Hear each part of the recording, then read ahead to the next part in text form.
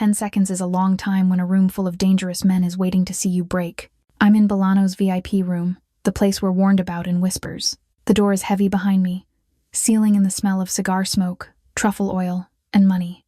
A circular table sits under a low chandelier. Around it, men in tailored suits hold their drinks like props, calm in the way people are calm when they believe nothing can touch them. At the head of it all is Victor Rizzo, 33, give or take, with the kind of stillness that makes everyone else move carefully.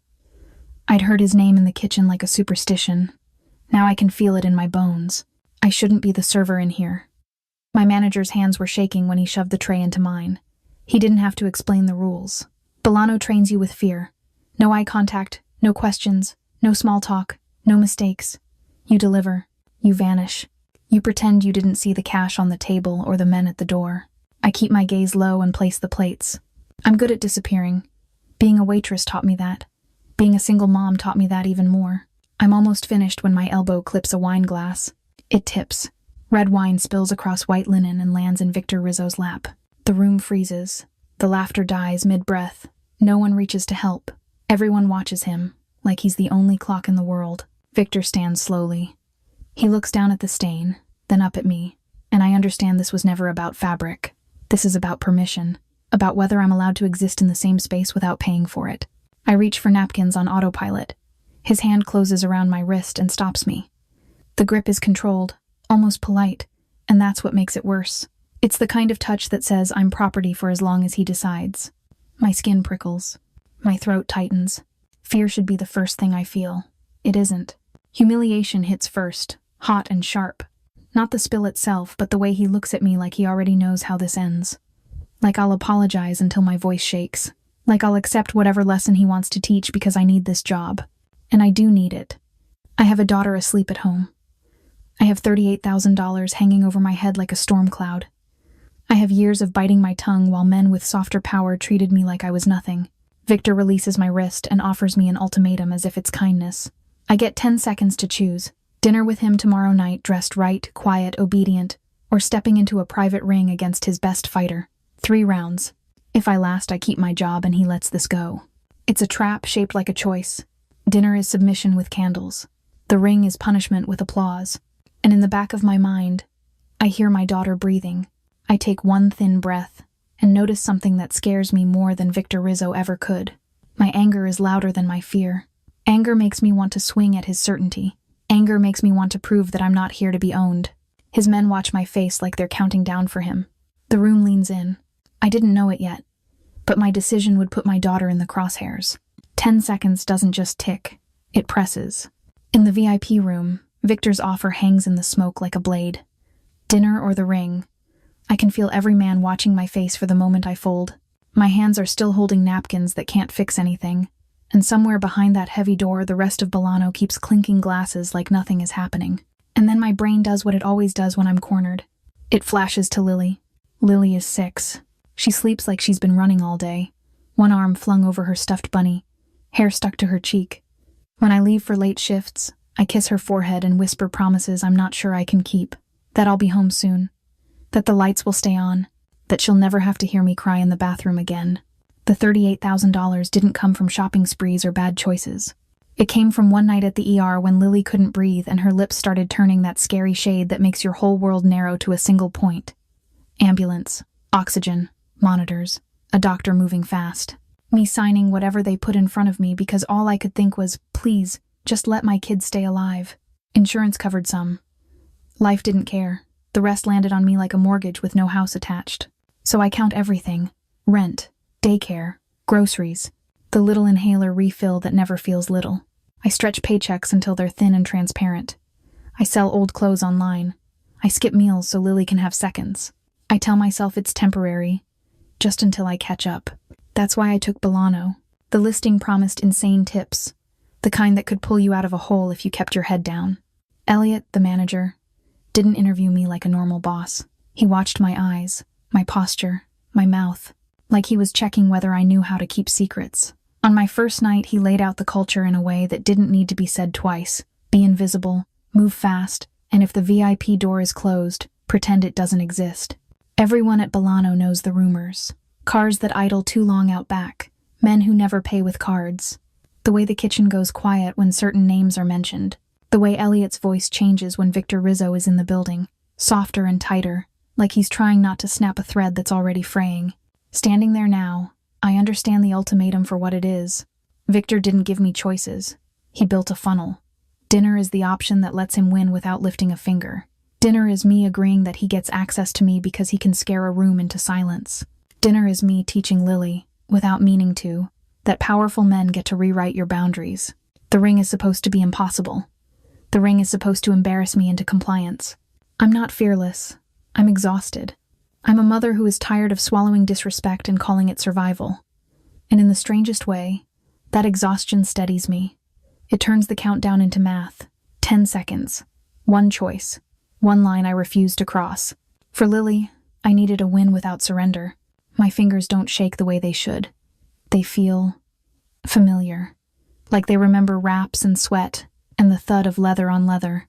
What Victor didn't know, what nobody in that room could have guessed, was that I wasn't learning how to fight. I was remembering. 10 seconds is a lifetime when a room of men decides you belong to one of them. Victor Rizzo doesn't move, but the air shifts around him, like he owns gravity. I can feel his attention the way you feel a hand on the back of your neck. Dinner is the clean answer, the one that lets everyone laugh later.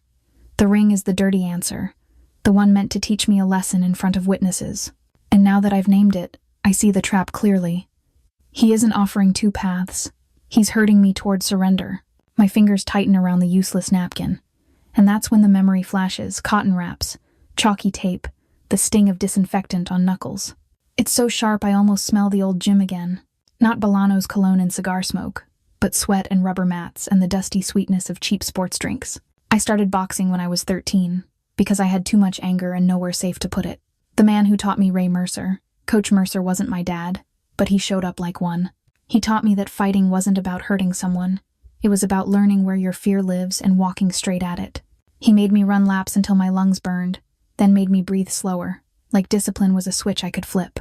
By 16, I was fighting amateur bouts in community centers, hair braided tight, heart loud in my ears. Then I got pregnant, and the world narrowed to a different kind of ring. Rent notices, doctor visits, a baby monitor glowing at 2:30 a.m. I told myself I was done, because good moms don't take punches. But quitting wasn't clean. It was a slow fade, like a song you still know the words to. Even now, on nights Lily fell asleep early, I'd do push-ups on the living room rug and shadow box in the dark so I wouldn't wake her. Sometimes I'd pay $10 for a day pass at a dingy gym and hit a heavy bag until my mind went quiet. So, when Victor's countdown tightens, my body doesn't panic, first it calculates. Across the room, the fighter he's offering steps forward. Gage Russo. He's huge, shoulders like bricks, a man who fills a doorway and expects applause. I don't need stats to know he's been winning. It's in his smirk and loose bounce. He stands too square, chin a little high, like he's planning to walk through me instead of around me.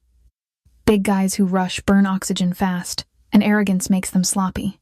If I can keep my feet, make him miss, touch and move, he'll start reaching, and reaching is where openings live. Victor watches me like he already knows the ending, like he's waiting for me to beg my way into his dinner. Something in my chest hardens, not into bravado, but into a line I won't let anyone cross. I think of Lily's small hand in mine, and how she trusts me to choose right, even when it costs. So I let my face go calm, and I commit to the option he meant to be unthinkable. The room reacts without words, chairs shifting, a slow intake of breath, the soft scrape of someone's shoe against marble. I turn away from Victor before my knees can betray me, and I walk out like I'm not shaking. But the second the VIP door closes behind me, my body catches up with my decision. My hands tremble so hard I have to press them to my apron. I picture Lily asleep, safe for now, and the guilt hits like a delayed punch. Am I brave, or am I selfish? If I was going to walk into that ring and come home to my daughter, I needed more than anger. I needed Coach Ray Mercer, and I needed him tonight. By the time I slipped out of Bolano, my smile felt borrowed. The hallway lights were too bright after the VIP room's smoke, and my ears still rang with that silent countdown. Outside in Harbor Point, the cold air hit my face like a warning. I kept my steps steady. Running would have admitted fear. In my car, my hands finally shook on the steering wheel. I drove home on autopilot, replaying that ultimatum and the way the room had frozen around it. Dinner meant submission. The ring meant punishment, and I'd chosen punishment. Our apartment sat above a laundromat, small enough that every sound carried. I unlocked the door softly and went straight to Lily. She was 6 and tiny, sprawled across her bed with her stuffed rabbit tucked under her chin. I smoothed her blanket, checked the nightlight, and felt my throat tighten. I hated that my courage always came with a price she never agreed to pay. I forced myself into routine because routine keeps panic from spreading. I set out her clothes for school, packed a quick lunch, then dragged my old duffel from the closet and wrapped my hands in the bathroom mirror. The tape tugged at my skin, familiar enough to calm me, sharp enough to remind me this was real. I hid my heavy bag in the living room until my shoulders burned. I pictured Gage Russo's size and his swagger and tried to turn it into math instead of dread. Bigger fighters rush. They reach.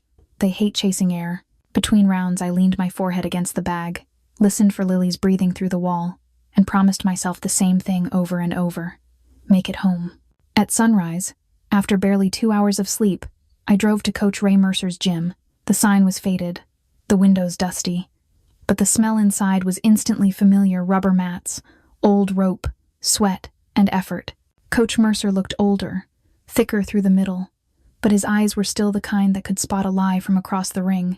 I didn't need words to feel his concern and his anger at the danger hanging off me. He watched me move, and I could tell he saw both my rust and the muscle memory underneath it. He didn't let me drown in nerves. He put me to work. Footwork until my calves cramped, slip drills until my neck burned, timing until my brain stopped spiraling and started listening. Then he paired me with a sparring partner who had 30 pounds on me, and the kind of aggression that tries to bully you into freezing. Every mistake hurt. Every correction mattered. When I stayed light, when I made my partner miss by inches, I felt my old instincts wake up like they'd been sleeping in my bones. Coach Mercer's lesson came through in his hands. His nods. The way he pushed me to the edge and pulled me back before I fell over it. Let the bigger man carry his own weight. Touch the body. Let him gas out. Take the space when he slows. By late afternoon, my ribs felt bruised. My pride felt scraped clean, and my hope felt painful in a way I couldn't explain. I went home, kissed Lily's forehead while she watched cartoons, and hid my sore knuckles behind a smile. At 9:45 at night, headlights washed across our blinds, and a black car idled at the curb. When the tinted window rolled down, I understood this wasn't a workout anymore. It was a spectacle, and I was the main event. At 9:45 at night, the black car swallowed me. The leather seat was cold. The driver kept his eyes forward, like I was a package with a destination, not a person with a life. Harbor Point slid by in dim blocks, closed diners, puddles, streetlights that buzzed. Every stoplight felt like a dare. In the glass, I caught my own face and saw what Lily would never understand. Her mom was walking into something she couldn't control. We left the main road for the warehouse district, where the air tastes like metal and salt. Diesel hung low. The streets emptied out until there was nothing but tire hiss and the distant groan of a train. We stopped beside a blank building. No sign. Just a roll-up door and 2 men in black. They stood so still it felt staged. One guard checked me with quick, efficient hands. The other kept his palm near his jacket, and I spotted a hard black shape at his waistband. No one said a word, but the rules were loud anyway. Don't ask. Don't react. Don't make yourself memorable. I followed them through a side entrance into a concrete stairwell that smelled of bleach and old water. With every step, the bass grew heavier, laughter leaking through the walls like this was a club, not a cage. A steel door opened and heat rolled over me. The warehouse had been converted into a polished arena. A professional boxing ring sat dead center under brutal white lights. Chairs curved around it in neat rows, and a bar glowed along the wall, bottles lit like jewelry. The crowd was packed with people who looked too clean for this place. Designer jackets, manicured hands, watches flashing when they lifted drinks. They treated violence like an event on a calendar. As I walked in, I felt it. I wasn't just fighting, I was being priced. Eyes tracked me the way shoppers study a cracked item on sale. I caught fragments, numbers, odds, quick laughter, and then the phrase 30 seconds landed in my ears. The humiliation hit harder than fear. Strangers were betting on how fast I'd fall, like my body was a timer they could stop. Then I saw Victor Rizzo at ringside. He wasn't smiling. He sat close, suit perfect, posture still, attention sharp. He watched like he was measuring outcomes, not cheering for damage. That should have been comforting. Instead, it made my skin prickle, because his focus had weight. This was his room, his crowd, his game, and I was the piece he'd moved into the center.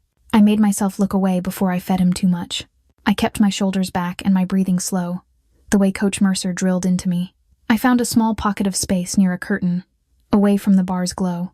For a few seconds, I let my forehead rest against cool metal and listened to my own breath. My hands were wrapped. My ribs ached from training.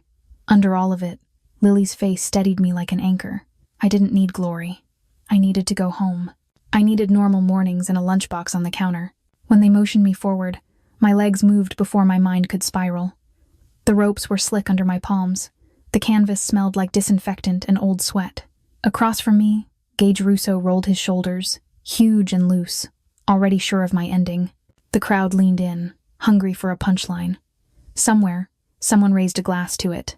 I stepped through the ropes and the lights erased everything but the ring. Victor's gaze stayed on me like a hand at my back. The bell was seconds away, and my fear settled into something I could use. When it finally rang, he didn't come at me like a professional. He came at me like a man who needed me to be small. The bell snaps through the warehouse, thin and bright, and for a heartbeat everything goes silent except my own blood. Gage surges off his stool like the sound insulted him. He comes straight at me, shoulders wide, swinging big, ugly power meant to end my night fast. The first hook whistles past my cheek, close enough to move the damp hair at my temple. I smell his sweat, hear the crowd inhale, and I remind myself of one thing: get home. I let him have the center and I live on the edges. My feet slide, not sprinting, just cutting angles the way Coach Ray used to demand. I dip under his next punch, my gloves catching his wrist for a half second, steering it past my ribs. The canvas squeaks under my soles. The ropes loom behind me and I refuse to touch them. I keep my chin tucked and my eyes soft, watching his hips, not his fists. He keeps throwing anyway, convinced volume equals victory. Each miss is a tiny shockwave of air. A jab grazes my glove, a cross skims my shoulder, and the crowd's laughter starts to thin out. I catch a glimpse of someone at the bar leaning forward, drink forgotten. My lungs stay calm, in and out, like I'm counting bedtime breaths with Lily. Then I see it. The small mistake that comes from arrogance.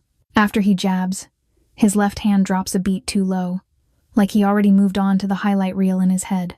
His weight also loads heavy on his front foot when he rushes, and his shoulders rise when he's frustrated. Those are tells. They are little doors. I don't need to kick them down. I just need to wait until he forgets to guard them. He barrels in again, and I let my body do what it remembers. I slip outside his jab by inches, plant my back foot, and send a straight shot down the middle. My glove lands clean, more sound than pain. A sharp pop that changes the air. His head snaps back just enough for the lights to catch his surprise. For the first time, the room makes a different noise. Not laughter, not cheering, just a stunned, hungry hush. I could chase him right then, and part of me wants to. The insult of being measured in seconds burns in my throat. But chasing is what bigger fighters want. It turns you into a target. So I reset. I circle. I tap my gloves together once. Not for show. For rhythm. I touch his body with quick jabs. Nothing dramatic. Just rent collected on every opening. Each time he swings wide, I make him pay with air and wasted effort. I hear him start to breathe through his mouth. The crowd shifts again.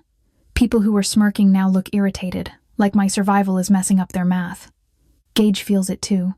His face tightens, and the playful confidence drains into something darker. He starts loading up, trying to force respect with one big moment, and that anger makes him sloppy. His feet cross when he lunges. His shoulders telegraph. I almost smile, because this is the opening Coach Ray warned me about. The moment a bully stops thinking and starts swinging. I keep my breathing smooth, and I let him work himself tired, one missed punch at a time. Somewhere near the end of the round. The bell hasn't come yet, but I can feel the clock in his chest. His arms look heavier, his bounce less springy, and mine still listen when I tell them to move. I flick my eyes to ringside and catch Victor watching me like a problem he didn't expect to enjoy solving. No boredom, no casual cruelty, just attention, sharp and private. That was when I felt it, his interest could be dangerous for me. The end comes quieter than I expected. Not a knockout, not a movie finish, just Gage's corner tossing in the towel when his swings turn wild and his breathing turns ugly. The ref steps between us, and my body keeps moving for another second, like it doesn't trust mercy. Then the bell echoes again, and my legs start to wobble. My gloves feel heavy, my knuckles hot inside the wraps tonight. Noise rushes back in layers, cheers from the people who love an upset, curses from the ones who just lost rent money in a single bet. I see bills flashing in hands, folded and traded like playing cards, and I hate that my heartbeat is part of their economy. Someone shouts my name wrong. Someone laughs like I'm a trick. That's when it hits me. I didn't just win a match. I embarrassed an entire room that worships dominance today, too. Across the ropes, Victor Rizzo doesn't celebrate. He doesn't even look annoyed. He looks recalculated, like a man rewriting numbers in his head. The lights carve his face into calm angles, and his eyes stay on me the way a lock stays on a door. It's not warmth. It's recognition. The kind that makes my stomach tighten because respect in that world is never free. It always wants something back. Before I can even towel off, men in dark jackets move in with practiced politeness, guiding me away from the ring like they're protecting me, or owning me, or both. The crowd blurs behind them. I catch a flash of Gage's stunned face.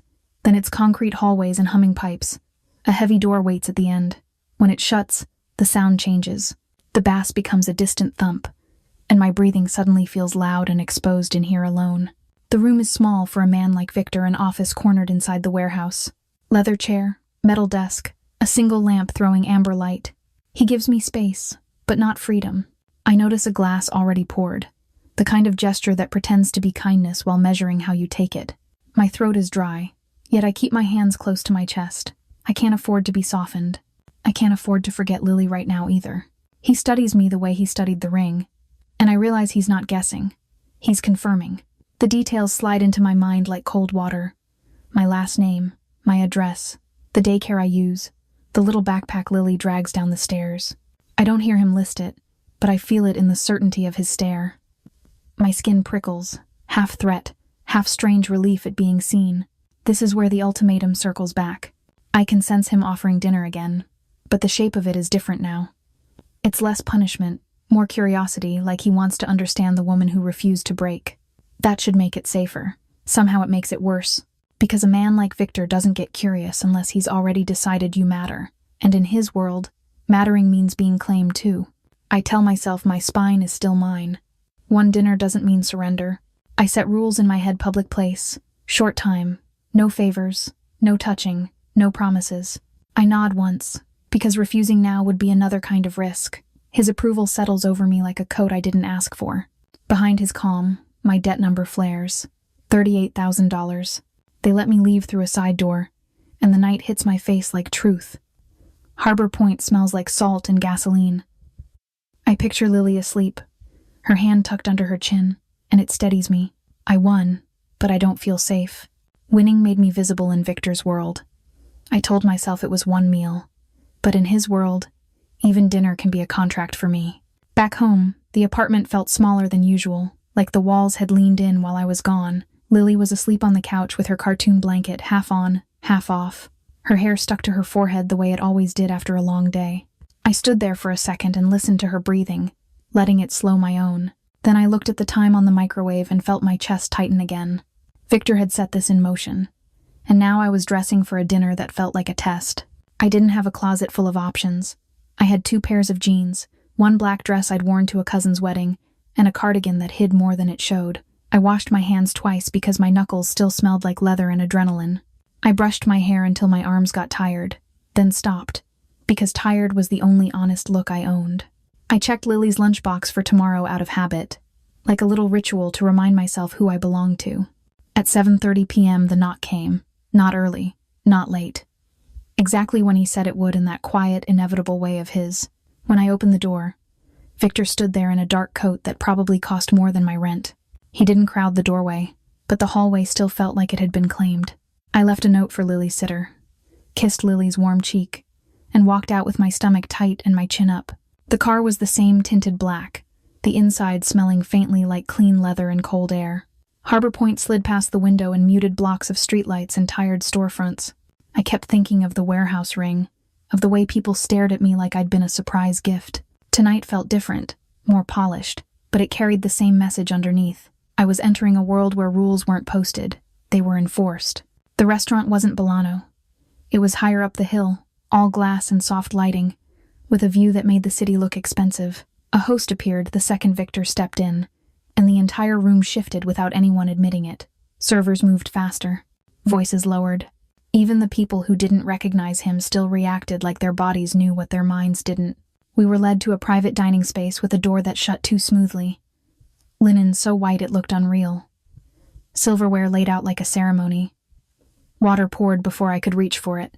Victor sat like he belonged everywhere, and I sat like I'd been invited into someone else's house and told not to touch anything. He watched me in a way that wasn't hungry exactly.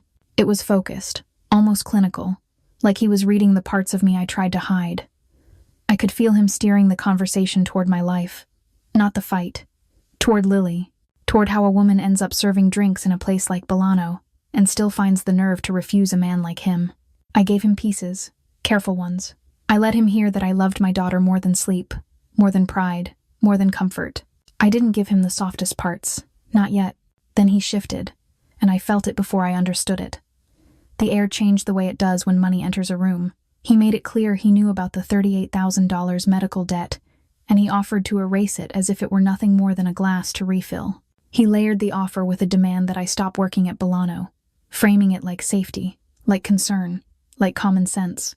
Underneath, I heard the real thing: control.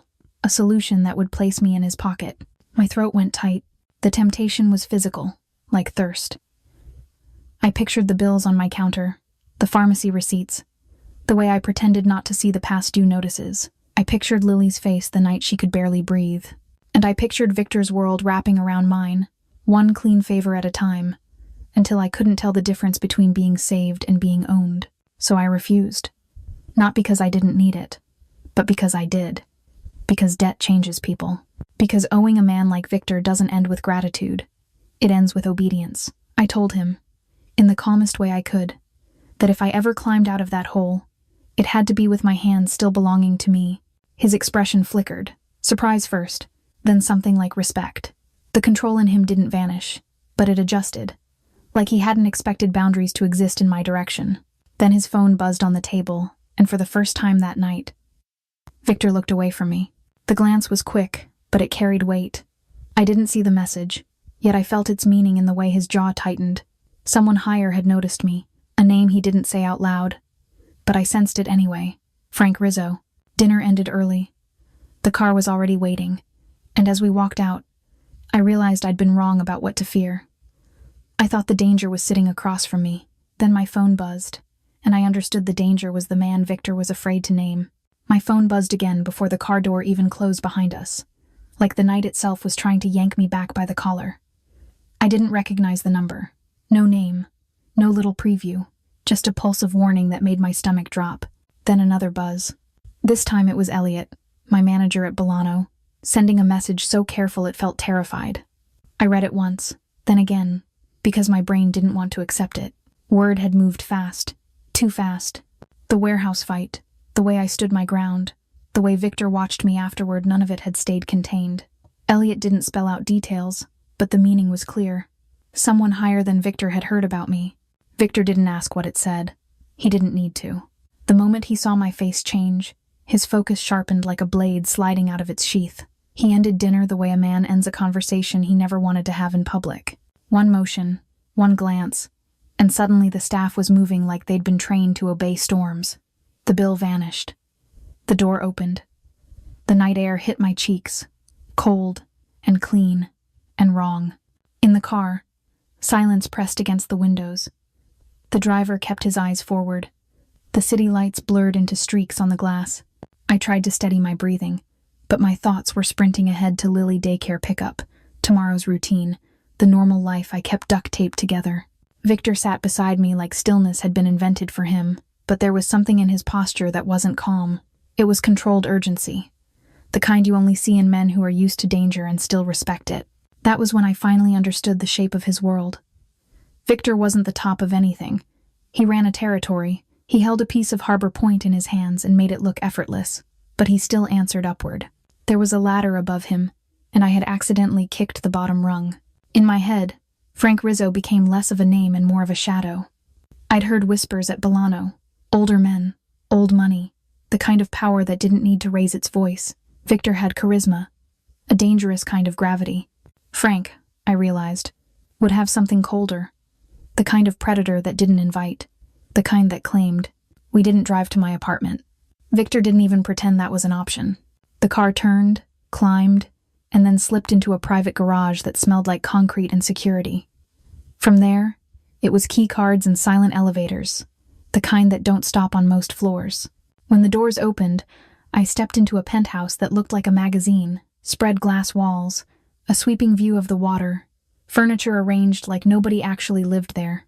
It was beautiful, and it felt like a cage the second I realized how far above the street we were. Victor moved through the space with purpose, checking corners I wouldn't have thought to check, glancing at windows like they were vulnerabilities instead of views. I could feel what he wasn't saying, that Frank was old school, controlling, and allergic to surprises. That Frank would want to see me up close, not because he was curious in a human way, but because he needed to decide where I belonged. And if he decided wrong, the fallout wouldn't just land on me. It would land on Lily. Victor came close then. Close enough that I could feel heat through his shirt. Close enough that my body betrayed my fear with something sharp and confusing. His hand hovered near my elbow like a promise and a warning at the same time. In that small space between us, I felt his intention like a vow. He was going to protect me, even if it ruined him, even if it started a war he couldn't win. For a second, I forgot the penthouse, forgot the view, forgot the rules.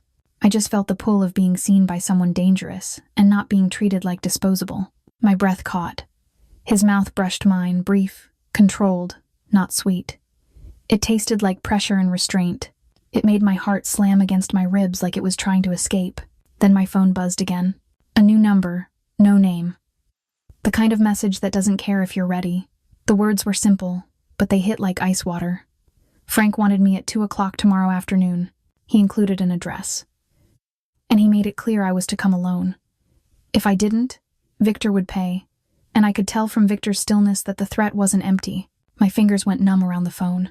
My blood ran cold, not from fear of a man I'd never met, but from the sudden understanding that I was already inside his hierarchy. I'd fought for my freedom in a ring once. Now I was being ordered into a different kind of ring, and this time, the man waiting for me didn't believe in rules. In the penthouse, the city looks calm, but my phone feels like a live wire in my palm. Lily is miles away, probably coloring at daycare soon, and I can't stop seeing her sleepy face from last night. Victor moves around me, trying to block the door with his body, like stubborn love can change orders. I breathe, and choose anyway. For him. For Lily. By late morning I'm in a rideshare, alone, telling the driver an address in the warehouse district like it's a dentist appointment. Harbor Point looks different in daylight, less neon, more rust. The closer we get, the more my throat tightens. I memorize exits, street names, the color of doors. I keep thinking, if I disappear, who picks Lily up today? My hands stay open, empty. The building sits squat and silent, with a chain-link fence and men who don't pretend to be security. They pat me down, take my phone, and guide me through a corridor that smells like oil and cold metal. Every footstep echoes, as if the place is listening.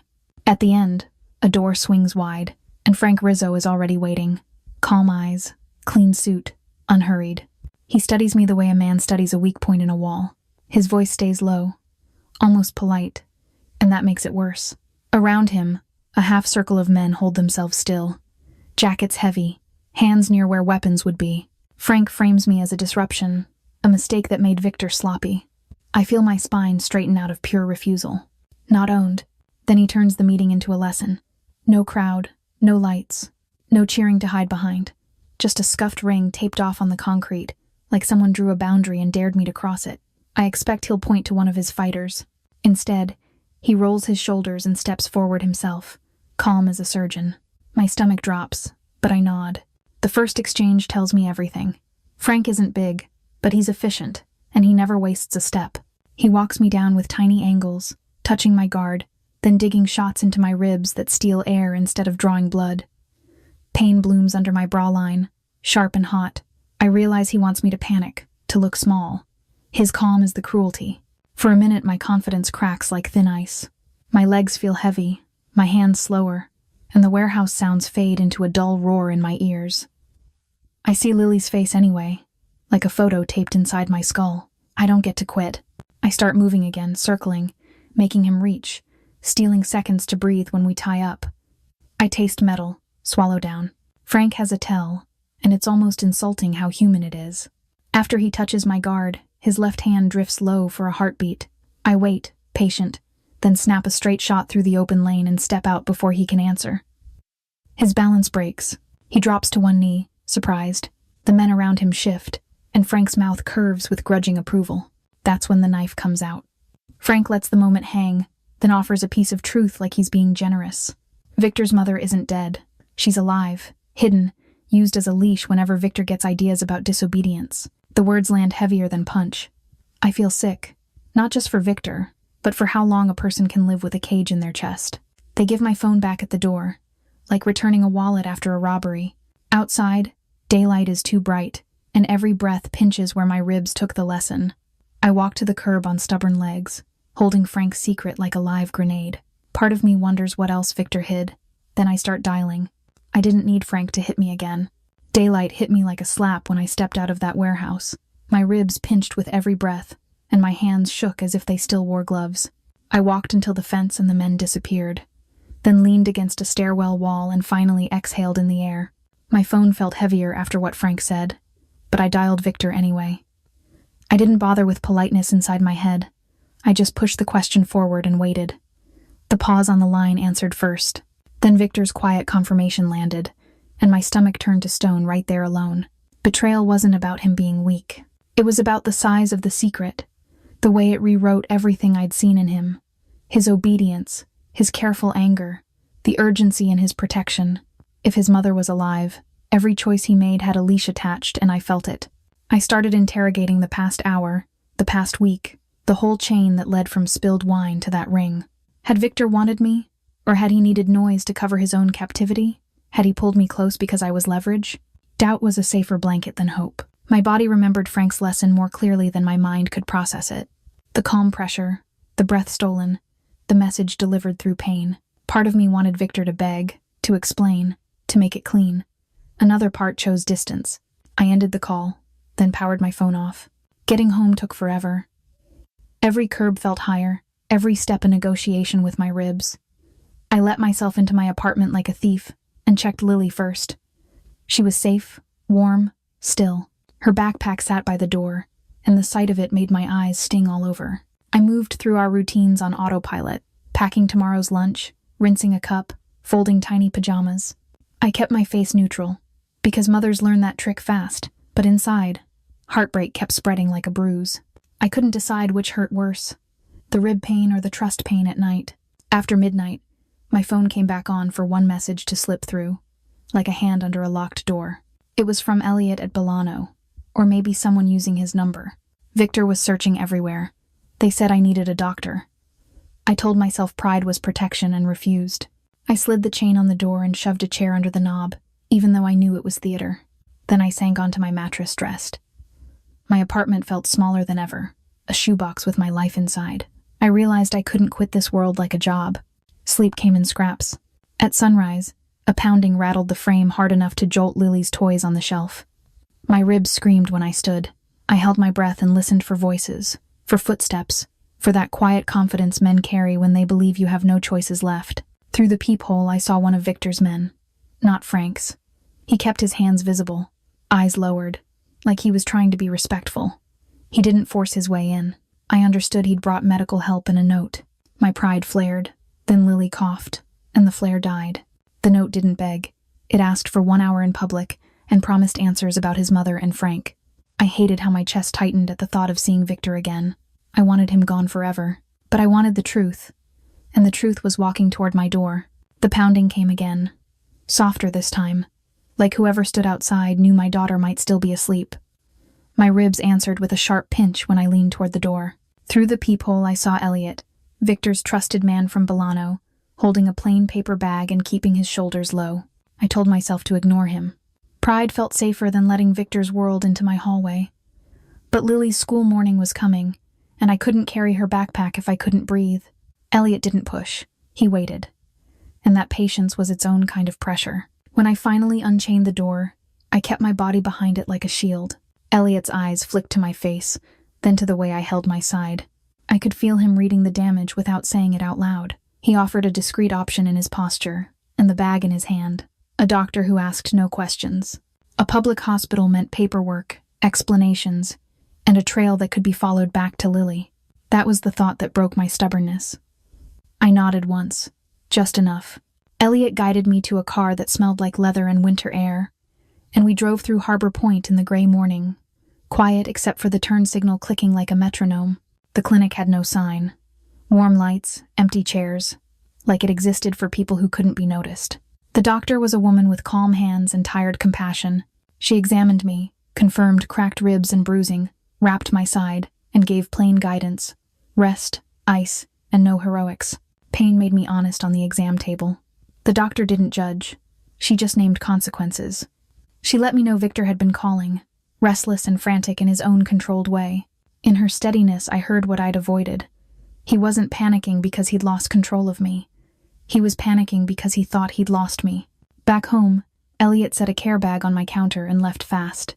Soup, crackers, ice packs, medicine with the labels peeled off. The quiet message was obvious. Victor would give me space, but he wouldn't let me disappear. My fridge hummed, and Lily's cartoon laughter sounded unreal, like my apartment belonged to a different woman. That afternoon, an envelope slid under my door. No seal, just my name, in neat handwriting and a simple request. 1 hour, full truth, nothing else. Logic said run, block every number, move cities. Then Lily asked for a snack, and I remembered why truth is survival. If I didn't understand Victor's chains, I couldn't keep my child safe from them. So I set boundaries inside my own head, like lines of tape on a gym floor. I told my neighbor Lily had a late play date, kissed my daughter's forehead, and walked out with my ribs strapped tight under my sweater. The clock on my phone crawled toward 8 o'clock at night. Every step to the corner felt like stepping onto a canvas again, except this time the punches would be words. I picked a small coffee shop off the main road. At 8 o'clock at night, Victor was already there, back to the wall, eyes bruised with no sleep, hands wrapped around a cup. He didn't perform. He just tracked me, steady and wrecked. I sat down and held my boundary like a shield. 1 hour, full truth, no more games. I told myself I was here for facts, not feelings. Then I looked at him, really looked, and I knew the truth was going to hurt. I kept my phone face down beside my cup, the timer in my head louder than the espresso machine. 1 hour. That boundary was for me. Victor sat with his back protected, eyes on the door, the window reflecting the street. Even exhausted, he moved like threat was oxygen. He looked wrecked in a quiet way. Dark shadows under his eyes, a jaw that kept locking, hands that should have been steady but trembled around the coffee. When he began, there was no charm, no performance, just facts he seemed to hate. His mother's name was Diane Rizzo. A real first name made everything feel painfully ordinary. She was alive, but not free. Early onset dementia. Some days she recognized him. Some days she stared through him, confused, frightened, asking for someone who wasn't there. She needed specialized care and constant supervision, the kind a regular family can't improvise between shifts and rent. Victor's father died, and Frank stepped in with an offer that was really a trap. Victor could take over his territory, swear loyalty, and Diane would stay in a private facility Frank controlled. Or Victor could refuse, and Diane would fall into a state system Frank could reach, or into the cracks where people like Frank make problems disappear. It wasn't about money, it was about access, about who held the keys. That was the chain around Victor's neck. His obedience, his restraint, his sudden urgency when Frank noticed me, all of it snapped into focus. He wasn't fearless. He was cornered. Every order he followed bought his mother another day of safety. I sat there feeling two things at once, furious and tender. Furious that he kept me in the dark. Tender because I could see the math of it, the way love becomes leverage in this world. Frank had proved that with his calm violence, the lesson still echoing in my ribs. Victor explained why he hid Diane from me. Anyone who knew could be used. Anyone who cared could be pressured. He believed keeping me uninformed would keep me separate from Frank's leverage web. Protection that looks exactly like betrayal when you're the one paying the price. Then he reached the part that scared me most. He wanted Lily and me out of Harbor Point. Not as punishment, as a plan. He had resources set aside for a clean start. A safe place, stable school for Lily, breathing room I'd never had. He wanted me gone before Frank decided my life belonged to him too. My first reaction was heat. I wasn't a problem to relocate. I didn't fight my way out of one cage just to be placed gently into another, even a nicer one. But under the anger was fear, honest and sharp. I saw Lily's face. I saw Frank's eyes. I saw what happens when a man like that gets curious about your child. The hour in my head kept ticking. I didn't forgive Victor. Not yet. But I saw him. Finally. Not as the man who trapped me, but as the man trapped too. And the question that rose in me felt dangerous. If love is real, what does it cost? And who decides the price? When I stood to leave, my ribs complained and my resolve steadied. If Frank had chained Victor with fear, then fear wasn't going to decide our future. We were going to decide.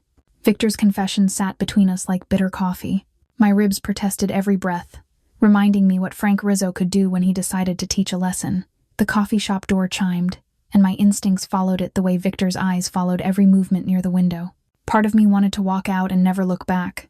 I pictured Lily in pajamas, hair in a crooked braid, trusting me to keep the outside world from leaking in. Running sounded like motherhood, but Frank already knew my face. He knew I mattered to Victor Rizzo. If I disappeared, it wouldn't erase me from his mind. It would only make me a loose end he could hunt. I watched Victor's hands flex around the cup, the smallest tremor he tried to hide. His first instinct was distance, the kind of protection that pushes you out of reach. My anger rose, not reckless, but the kind that does math. Diane Rizzo would still be locked behind Frank's control. Victor would still be chained by fear, and Frank would find another reason to squeeze him.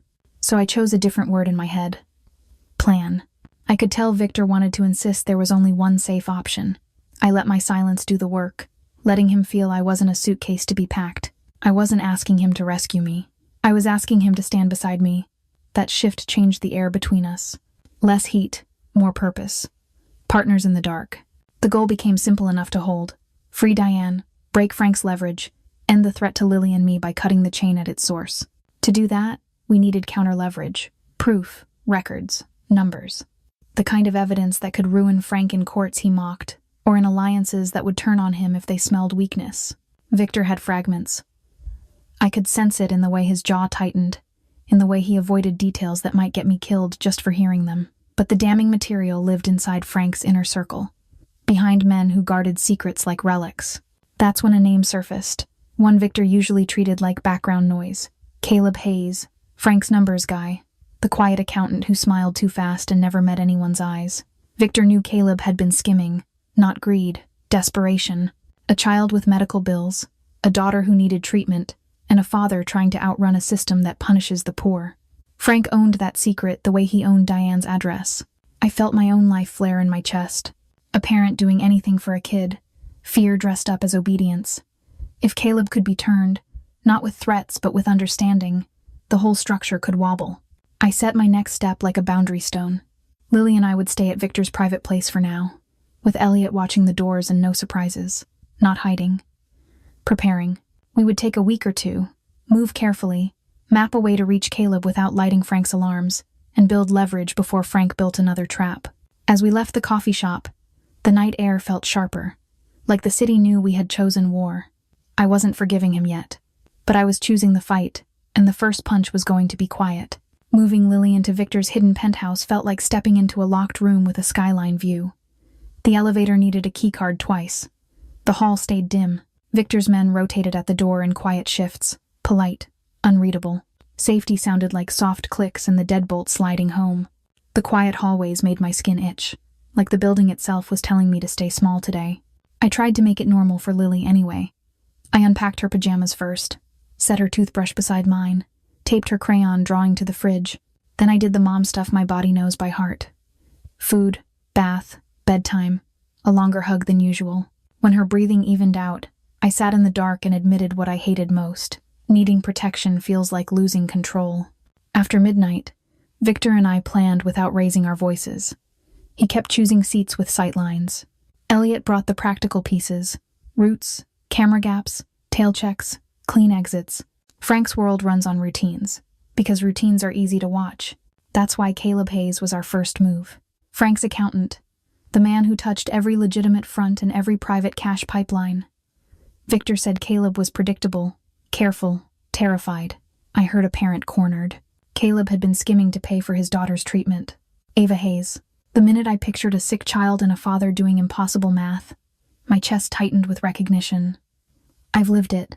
Victor couldn't contact Caleb. Any direct reach would light up Frank's alarms. So I became the unexpected vector, the one Frank wouldn't expect in an ordinary place.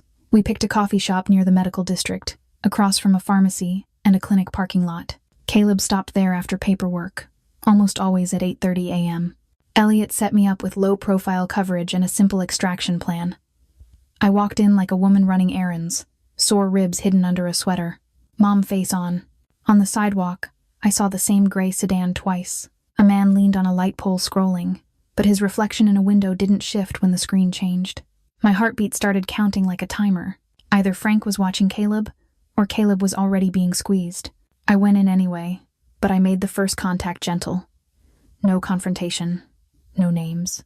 I ordered coffee, let Caleb pass, and left a breadcrumb where his hand would naturally land, a clinic card with a short handwritten note on the back, hinting that someone understood Ava's situation and could help without asking for loyalty.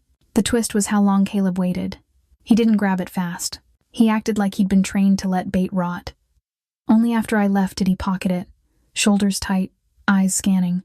That night, Elliot got a message from a burner number. It was cautious, almost emotionless, but it said enough. Caleb wanted help. First, he needed proof we could shield Ava, and he hinted he had records Frank would kill for. I looked at Lily asleep behind the bedroom door and felt my resolve set. This plan couldn't fail. Now it wasn't only about love or revenge. It was about two parents trying to save their kids, and we had a window and Frank would notice the moment it started to close. Caleb's burner message wasn't a yes. It was a father asking for proof. Protect Ava first, or he hands over nothing. So we did it my way. At 7 a.m., Elliot ran counter-surveillance around the medical district while Victor's driver brought Caleb and Ava in a plain SUV. I sat beside Ava, letting her clutch a stuffed rabbit, and held on to my rule. No child becomes leverage. Not after Frank used Diane that way. Victor paid a pediatric specialist through a clean channel. No spotlight. By 9 a.m., Ava was in a private exam room. Caleb had a guarded safe house, and Elliot had eyes on every exit. Only then did I let myself think about the trade. Caleb delivered the package that afternoon in a boring manila envelope. 2 encrypted drives, paper duplicates, a dead man's switch. If he vanished, everything would release. Even without opening a file, I felt what it meant. Laundering ledgers, bribe schedules, orders written like routine business, and a coded directory pointing to Diane's care facility, and the access controls Frank used to lock it down. One page confirmed something Victor already suspected. Frank had been quietly seizing Victor's assets for years, keeping him hungry and obedient. By dusk, we moved with purpose. At midnight, we met Frank in an abandoned riverfront warehouse, rust overhead, water slapping outside. Victor looked steady, but I felt the tension under his skin. I stayed at his side, not behind him. I refused to be the weakness Frank could point at. When evidence becomes a weapon, the room changes. Frank stayed calm, almost entertained, until he understood the table had flipped. Victor set the terms and consequences, not pleading. Diane transferred to a facility we chose, under our control. Caleb and Ava get clean passage and new identities. The hunting stops. Frank agreed because he's practical. Then he made the cut that was pure poison. Victor was dead to him. No protection, no return, a clean exile. After he left, relief hit like gravity. Victor's hands shook. Mine did too. We'd won without another punch, and somehow that felt heavier. Before dawn, we were gone. Diane was safe, calmer, holding Victor's hand like she remembered his name. Caleb and Ava disappeared into a new life. Lily slept against my shoulder, warm and whole. Weeks later, in a small coastal town, I unlocked a modest boxing and fitness gym. New mats, salt air, a quiet sanctuary for people who need a second chance. For weeks, Lily called the gym Mom's place and laughed again. She made friends at the beach and stopped flinching at sirens. Victor learned to pack lunches and sit through cartoons without checking his phone. Diane visited on mornings when her mind was kind, smiling at Lily like family. For the first time since $38,000 became my shadow, I slept deeply. That night, an unknown number sent one last message, Frank's shadow, implying he'd erased our trail as a final gift. The next morning, someone walked into my gym with the same look I once carried. Desperate, ashamed, asking for help. If this story stayed with you, let it. Freedom isn't loud. It's built in small, brave choices, again and again. If you want more stories like this, like, share, and comment so I know you're here with me.